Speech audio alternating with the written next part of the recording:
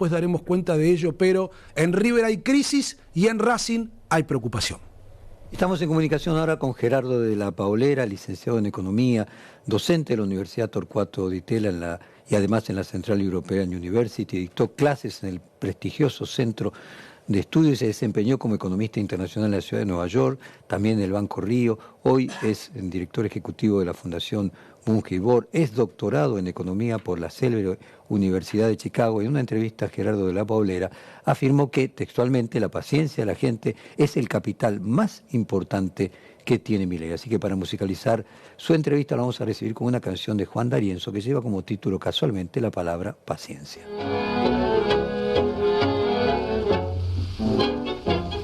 Anoche de nuevo te vieron mis ojos, anoche de nuevo te tuve a mi lado. ¿Pa' qué te habré visto si después de todo fuimos dos extraños mirando el pasado? Ni vos sos la misma, ni yo soy el mismo. Los años, la vida, quién sabe lo que. De una vez por todas, mejor la franqueza. Yo y vos no podemos volver a nadar.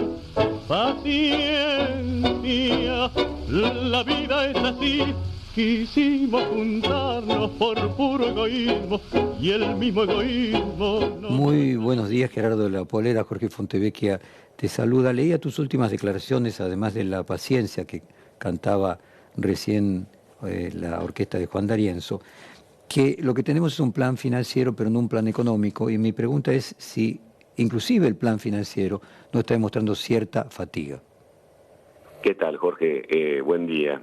No la conocía la canción. Ajá. La próxima vez la pongo como prólogo en un libro. A ver, sí, la paciencia es el capital más importante de Javier Milei, porque al principio se hizo lo que se tenía que hacer. Cualquier gobierno hubiese hecho esto, porque prácticamente... Y se eligió el ancla, un ancla fiscal. Para el ancla fiscal no había... capacidad básicamente ni endeudarse de manera genuina, ni de aumentar la presión impositiva. Entonces había que controlar la cantidad de dinero, cosa que se congeló al principio, produjo una desinflación, eso produce se liberaron precios, con lo cual eso produce una recesión, ese cambio abrupto, digamos, de régimen monetario. Ahora, ¿qué es lo que está ocurriendo? Lo que está ocurriendo es que obviamente la economía no rebota, y yo creo que no rebota porque todavía hay muchísimas distorsiones en el mercado, hay mucha paciencia, hay mucha expectativa, lo que decía que es el capital de Milei, porque la gente quería salir de algo que era un cráter y quería cambiar, pero obviamente no sabía hacia dónde, pero prefirió apostar a un cambio en el cual no se visualizaba, nadie entendía muy bien cuál iba a ser ese cambio, pero así ocurrió. Ahora, ¿qué es lo que está ocurriendo? Lo que está ocurriendo es que primero Milei elige o dice que va a dolarizar la economía. Para dolarizar la economía es imposible porque no hay reservas en el Banco Central. Para que se entienda, el Banco Central debería comprar toda la base monetaria, es decir, todo el circulante que tenemos, más las reservas que hay en los bancos, y volcar los dólares al mercado, con lo cual eso es imposible. Y luego empezó a hablar de lo que se llama la dolarización endógena. Eso pasa a una segunda etapa, en donde se pretende básicamente nuevamente congelar la emisión monetaria, intervenir con una estrategia de tratar de desinflar esa brecha cambiaria.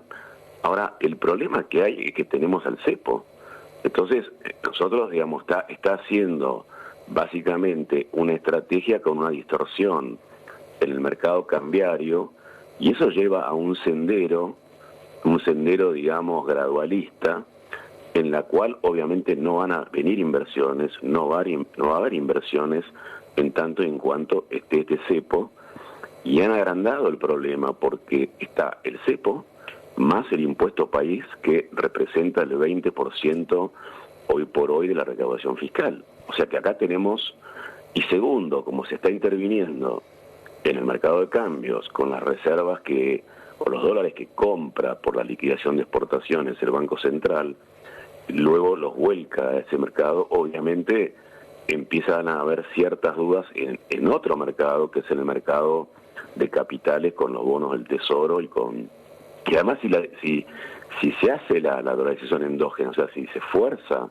a las personas a utilizar los dólares, bueno, ese es un problema porque los ingresos, lo que se está diciendo que se están utilizando los ahorros, o sea, la persona ahorra en dólares y además tenemos una inflación residual, con lo cual, imagínate, Jorge, que si vos fijás la cantidad nominal de dinero, pero vos tenés inflación residual, aunque sea del 4 o 3%, esos pesos que tienes en el bolsillo va perdiendo, y como no hay más, va perdiendo poco a poco valor.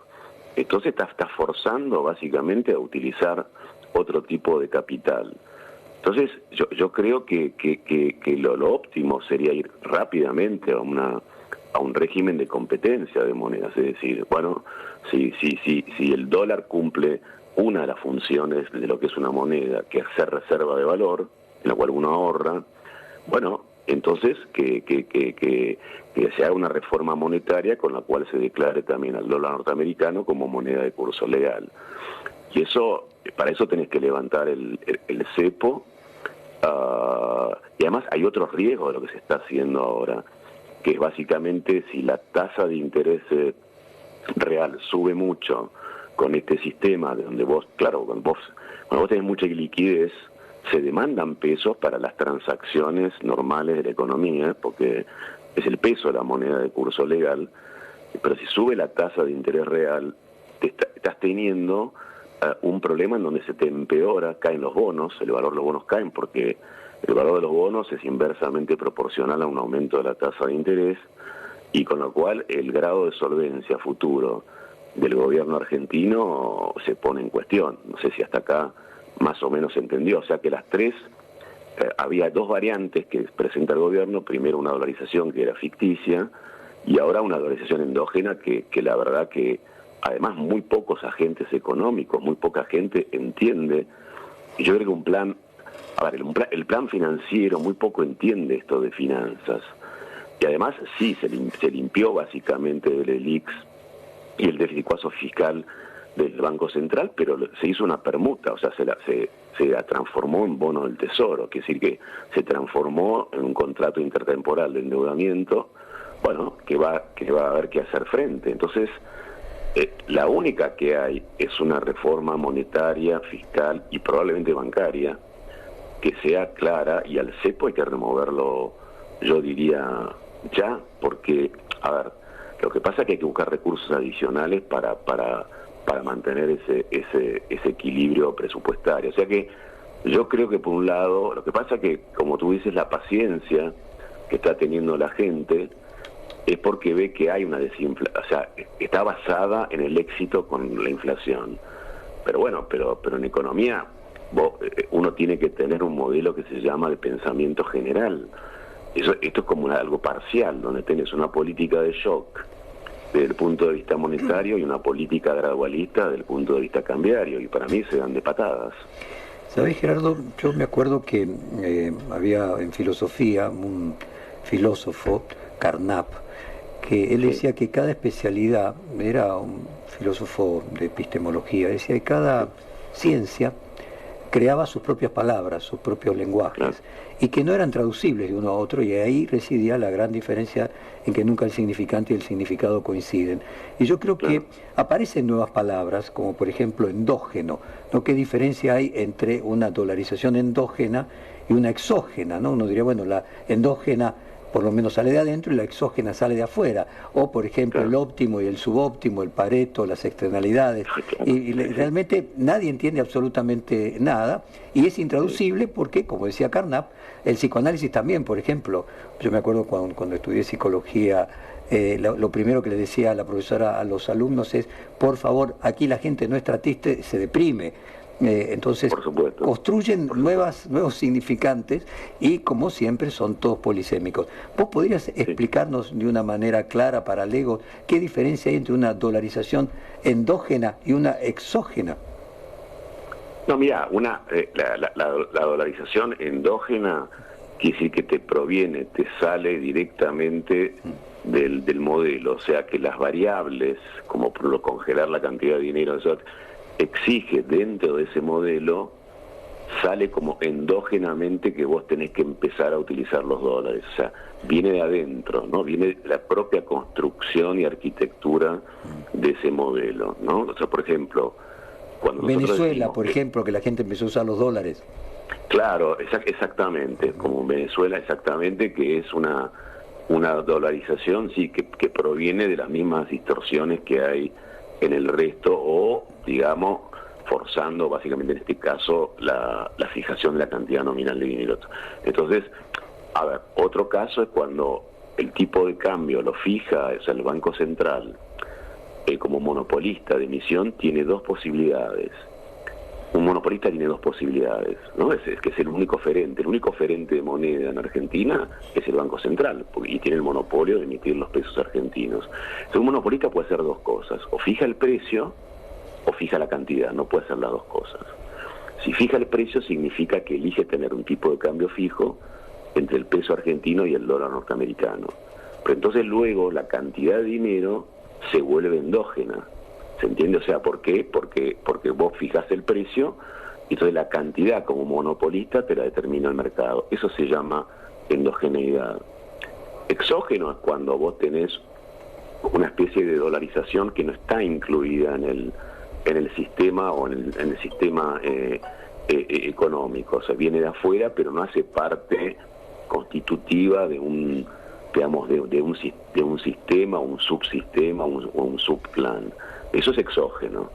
Entonces, por ejemplo, cuando hay una reforma, si la reforma monetaria de competencia de monedas es con un tipo de cambio flotante, o sea, con un tipo de cambio flotante significa que el precio entre el dólar y el peso argentino lo determina el mercado, con lo cual el Banco Central sigue siendo obviamente monopolista, es el Banco Central que puede tener una regla monetaria, ¿no? Ahora, entonces, ayúdate sí, con el didactismo. Ecuador sería una dolarización ¿de qué tipo? Y Venezuela una dolarización. Muy bien, ¿de qué sería en ese caso? Entre endógena y exógena. No, es directamente una dolarización donde el Banco Central ya no tiene... Entonces, poneme ejemplos, decíamos entonces que una dolarización endógena era Venezuela. Sí, digamos... No sé si lo estoy diciendo correctamente. No, perfecto. No, digamos como claro, como en Venezuela vos estás forzado básicamente pero acá es más claro, porque acá lo que se está diciendo, así como dijo Caputo, ¿no? Que es la famosa frase, tendrán que vender dólares para pagar los impuestos, que a mí me parece... Ponemos un ejemplo de endógena y una de exógena, para ver si podemos llevar los significantes al significado. No, bueno, va a ser difícil, si el filósofo que nombraste dice que es complejo. A ver, por eso te digo, endógeno significa que sale del sistema que vos te propusiste. Entonces sale algo que es una moneda también, y tenés que empezar a utilizar de manera endógena, o sea, de manera no voluntaria, pero si no estás forzado a utilizar eso, o viene naturalmente del modelo porque no tenés más liquidez de pesos argentinos. Ahora, endógeno, como te dije yo, que el ejemplo más claro es cuando vos tenés un tipo, por eso con el monopolista fija, vos tenés o sea, a ver, que endógena sería que surge desde una propositalmente, como dirían en Brasil, y exógena surge de un caos. Una tiene una causa que está predeterminada y la otra surge más allá del agente económico principal, que es el Estado, se lo proponga.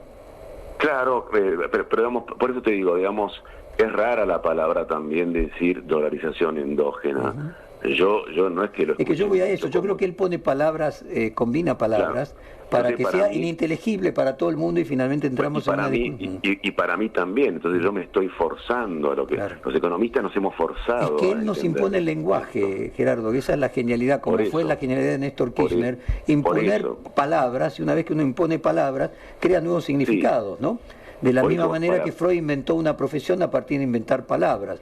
Entonces ahí tenemos un problema epistémico, ya no es economía lo que estamos discutiendo. Yo creo que es para a ver, yo creo que sí, que inventa palabras y luego además se van desdiciendo y, o sea, nosotros tuvimos que preguntar qué es dolarización endógena. No, o sea, la palabra endógeno por ni siquiera es correcto para lo que se está diciendo. Pero por ejemplo, cuando dice Caputo, ahí se acerca la cosa, cuando Caputo dice que vos vas a tener que vender dólares, que en el fondo ¿qué significa? Vas a tener que vender parte de tu ahorro, porque el impuesto es un flujo, los impuestos vos lo pagás con el flujo de tu trabajo. Claro, pero si vos la nominás así, de la misma manera que en su momento contrato basura, o sea, vos la bautizás de una manera y pasa a ser más importante, ¿no?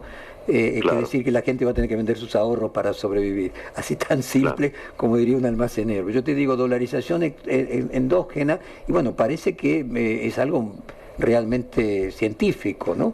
Se lo carga de un significado, ¿no? Pero es un juego de palabras. Claro. Endógena quiere decir, a ver, que endógenamente... Wittgenstein decía siempre de que todos son juegos de lenguaje, ¿no? No, por eso, pero endógenamente, yo creo que lo que él quiere decir que endógenamente vos de a poquito, o sea, no hay como en Ecuador una decisión porque tuvo reservas el Banco Central del Ecuador, dijo yo me compro toda la base monetaria y ahora más el Ecuador va a tener al dólar norteamericano. Acá lo que creo está diciendo es que de a poco, justamente como vos vas vendiendo dólares, y tenés fija la cantidad nominal de dinero, que no lo vas a poder tener fija ni por la flauta, a largo plazo, el sistema se va dolarizando. Entonces, endógenamente, o sea, como que va invadiendo como un ejército, digamos, y va desplazando al peso. Yo creo que es esa la explicación, va desplazando de a poquito al peso porque vos fijaste la cantidad nominal de dinero, eso se va haciendo cada vez más escasa en términos de dólares. O sea, como que es como una cosa que gradualmente, como que es sería una dolarización gradualista. La otra sería una dolarización de shock. Yo te pondría así, no sé si no me puedo, epistemológicamente no te puedo mejorar porque ni los economistas estamos entendiendo. No, pero quería que dejara al descubierto esto de que hay un juego de palabras, y que finalmente la batalla cultural es la construcción de la combinación de palabras que generan esto. Pero para no aburrir a la audiencia con tanta epistemología, déjame que me acompañen en la mesa, hagan preguntas concretas mejores que la mía, Alejandro Gomel primero y Elisa Becker después. ¿Cómo le va? ¿Cómo le va, de la Paulera? Muy buenos días. ¿Qué tal? Buenos días, mucho gusto. Sí, perdón, los escuchaba y me acordaba de aquella famosa frase, ¿no? Cuando un economista habla y no le entendés, te está sonando, para decirlo en criollo, ¿no? Había una frase que era algo así. Le quería consultar esto porque usted planteaba la necesidad de la salida del cepo. Y por el otro lado, bueno, esta paciencia que es el capital que tiene Milei, que probablemente esté apoyado en esta baja de la inflación. ¿Puede salir el gobierno del cepo y a la vez que no se vuelva a disparar la inflación? No, bueno, pero no, es que si se sale el cepo y se reduce el impuesto país, probablemente uno no va a tener una reducción que se llama monotónica, o sea, constante de la inflación. Uno puede tener un piquito inflacionario nuevamente al 7, 8, pero ¿qué pasa? Pero ahí ese costo de que vuelva un poco la inflación es muy inferior a que vos saques el cáncer más importante que tiene el sistema económico argentino. Entonces yo creo que en el análisis costo-beneficio, el beneficio de sacar el cepo libera fuerzas, va a haber más inversión, porque yo no meto $1 si tengo que meterlo a través del oficial, y luego me tengo que comer de que no puedo girar dividendos o etcétera. Entonces, y además que el cepo está detrayendo recursos del sector privado, del sector genuino, de las pymes. O sea, a ver, es en sí un chafo. O sea, Milei habló de que la inflación era un crimen y demás, pero esto también, el cepo es directamente un chafo. Perdón que emplee una palabra que por ahí Jorge no es tan elegante desde el punto de vista filosófico, pero digamos, es así. Entonces es verdad que va a haber un pico. O sea, ahora, ese costo de ese pico, claro, o un pico, nunca va a llegar a ser muy grande, porque inmediatamente va a haber mucha confianza si se atreven a sacar el cepo. Para mí el problema que están teniendo acá también es que se engolosinaron, pasaron del 7,5 al 17,5 el impuesto país, que resultó un éxito desde el punto de vista, pero a costa de una distorsión mayúscula, y es el 20% casi de la recaudación fiscal. Van a tener que buscar otra cosa en ese sentido, ¿no? Y probablemente vuelvan y la estrategia es bajar el riesgo país en esto, y bueno, el riesgo país no va a bajar mientras esté el cepo. O sea, yo creo que eso es básicamente ilusorio, es mitológico. ¿Cómo bajar el riesgo país si vos tenés un cepo?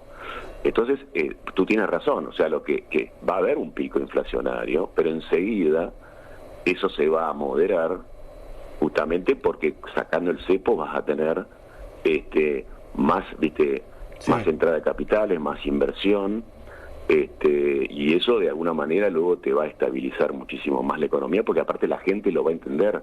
Lo importante es que la gente entienda. O sea, para que, el mercado es la sumatoria de las personas, de los ciudadanos, ya seamos consumidores, ya seamos productores, ya seamos inversores. O sea, la palabra mercado es una entelequia, o sea, somos la sumatoria de lo que llamamos los economistas los agentes económicos. Mientras los agentes económicos no entiendan un pepino, como decía Jorge, bueno, todo esto, por más que de golpe tengas estos éxitos parciales, que es verdad que los tenés cada tanto, porque desinflaste la economía, pero hacia adelante no sabemos muy bien que además yo creo que el gradualismo para sacar el cepo es tremendo, porque vos tenés que transicionar varios meses con esa distorsión. Y yo creo que estamos en una recesión muy fuerte. Y bueno, y esa paciencia, ¿hasta cuándo llega? Esa es la pregunta, ¿no? ¿Hasta cuándo tenés paciencia? ¿No? Yo creo que no es seguro. Yo el tema de la paciencia, viste, es algo muy difícil de definir cuándo se te acaba, cuándo no se te acaba, pero para mí, siendo como economista, yo creo que es muy importante clarificar a los agentes económicos, hacerlo simple. O sea, por más que vos tenés que manejar la complejidad, porque es obvio que es sumamente compleja el problema en que estamos, pero tu rol es también, para eso has estudiado como científico y tratás, viste, de explicar y simplificar el tema para que se entienda, y vos te guardás los problemas, viste, técnicos para vos, que como profesional, como un equipo económico sabes hacerlo. No estás hablando, viste, de qué sé yo, de Bopreal y todo, y salís a la televisión con el Bopreal y no sé que nadie entiende ni qué es. Sí, exactamente. ¿Entendés? Pero vuelvo a repetirte, sí, va a haber un pico probablemente inflacionario, pero el costo de un poquito volver a subir la inflación con respecto a liberar o extirpar el tumor de la economía argentina, bueno, obviamente ese costo es el dilema posiblemente ahí político es si cuando hay ese nuevo fogonazo, ese nuevo aumento, se acaba el capital, que es el capital que es la paciencia, ¿no? de la gente. Me imagino que ahí está. No, porque probablemente sea muy transitorio eso. ¿Me entendés? Digo, sí, puede ser 1 o 2 meses nada más. Bien. Porque se te va a remonetizar la economía de manera genuina. Entonces va a ser un fogonazo cortito, que eso es lo que vos querés, o sea, ¿entendés? O sea, no tiene por qué ser constante. Y además, yo te diría que el dólar vaya a lo que es más o menos. Primero está todo el mundo basándose en el dólar libre ya en la economía, no en ese dólar oficial. Lo que pasa es que el gobierno te está robando recursos desde el cepo y está impidiendo, está constipando la entrada de inversión, o sea, y está tirando en un pie con respecto al tema del riesgo país. Entonces, lo que yo digo es, ese costo, viste, es muy inferior, digamos, y tenés que tener una reforma monetaria, no solo sacar el cepo. Entonces, si vos tenés una reforma monetaria donde van a poder competir monedas como el dólar y el peso, te puedo asegurar que la inflación se vuelve a planchar. Ahí está. Eso te lo aseguro. Gerardo, buenos días. Interesante la conversación y el intercambio que tenían recién con Jorge respecto de lo que Sí. dice, las palabras difíciles por ahí que pone en economía el presidente, Claro. y que el ministro de Economía traduce con esto de van a tener que vender los dólares para pagar impuestos, está traduciendo esas complejidades que el presidente marca como lineamiento de su discurso. Escuchaba atentamente recién lo que hablaba del cepo y interpreto que a partir de lo que usted plantea, de alguna manera la idea, la propuesta es una salida del cepo en shock, ¿o me equivoco? Bueno, la salida del cepo es la salida del cepo. O sea, la No, salida bueno, del pero cepo- usted hablaba pero- de gradualismo para salir. No, la salida del cepo es que yo digo que ya se tiene que salir. O sea, la salida del cepo digo, porque si gradualmente, ¿cuál es la estrategia de ellos? O sea, y por ahí tienen suerte y la fuerza del cielo acompaña, no sé. Digamos, es desinflar la brecha. Entonces, Sí. desinflando la brecha, entonces llegan a un momento en que la brecha se hace muy pequeña, eso va a tomar tiempo, y luego, básicamente, en algún momento unificar los tipos de cambio. Ahora, eso va a tomar unos meses, pero esos meses que usted transita son meses que en su bolsillo, si se fija esa cantidad, o sea, si esos pesos que usted, aunque sea 5% de la inflación por mes, esos pesos, y que va a costar ir a buscarlos justamente por la escasez, de todas maneras, lo raro es que en términos reales, que es decir, en términos de poder adquisitivo, valen menos, porque usted tiene el dinero que lo tiene fijo, pero ese dinero fijo, en términos de bienes y servicios, cada mes vale 5% menos. Y eso es recesivo. Sí. A ver, ¿no?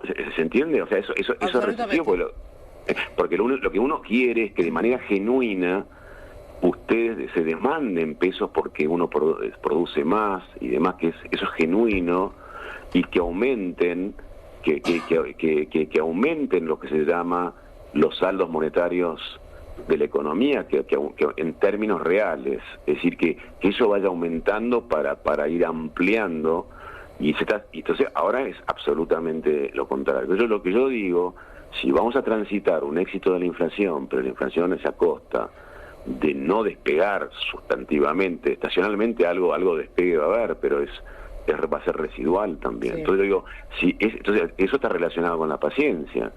Ahora, la economía, perdón, yo sé que yo no soy futurólogo, porque la economía es más una ciencia histórica que una ciencia predictiva, ¿no? O sea, Absolutamente. eso lo dijo Keynes también, o sea, es mucho más histórica, a pesar de utilizar matemáticas, ese tipo de cosas, que está muy bien, que es un avance enorme en la teoría económica, para simplificar cosas. Pero bueno, yo no puedo, si yo supiese exactamente, si yo le respondiese a usted esa pregunta, no estaría trabajando y ya sería millonario, ¿no? O sea, porque puedo descontar como economista absolutamente todo lo que va a pasar con las distintas variables financieras. Nosotros, los economistas, tenemos explicaciones tentativas, porque la economía es una ciencia social, no es una ciencia exacta. Entonces, bueno, la psicología juega un rol acá. Yo no puedo saber cuándo se da vuelta la paciencia de la gente. No, la psicología, el cambio de las expectativas puede ocurrir en semanas. Si uno analiza la hiperinflación alemana, pero es importante, uno miraba 3 semanas antes la hiperinflación del 23 y 24 alemana, del periodo de entreguerras, y en los días decía que andaba todo bien. De golpe hubo un cambio de las expectativas, porque hubo un problema en la zona de ocupación en la cuenca del Ruhr, y en 3 semanas se generó una hiperinflación, no es que se fue gestando de a poquito. Entonces, y eso, ¿quién generó la hiperinflación? La generó en parte la conducta, es teoría del comportamiento humano, la conducta y expectativa de la gente. O sea, la inflación, acá termino porque si no se hace largo. Sí. No, decía que es interesantísimo, excede el tiempo de una entrevista en un programa diario. Vamos a programar alguna más larga, te agradecemos muchísimo y fue muy interesante realmente. Bueno, muchas gracias, muchas gracias por llamarme y gracias, Jorge. Y escuchá Paciencia ahora que de Juan D'Arienzo, así te sirve para el prólogo de algún ensayo nuevo. Muchas gracias. Dale, y hasta gracias. cualquier momento. Chao, chao, chao. Acabamos de hablar con el académico Gerardo de la Paulera. Anoche de nuevo te vieron mis ojos, anoche de nuevo te tuve a mi lado. ¿Pa' qué te habré visto si después de todo fuimos dos extraños mirando el pasado? Ni vos sos la misma, ni yo soy el mismo. Los años, la vida, quién sabe lo que. De una vez por todas, mejor la franqueza. Yo y vos no podemos volver a nadar. Paciencia, la vida es así.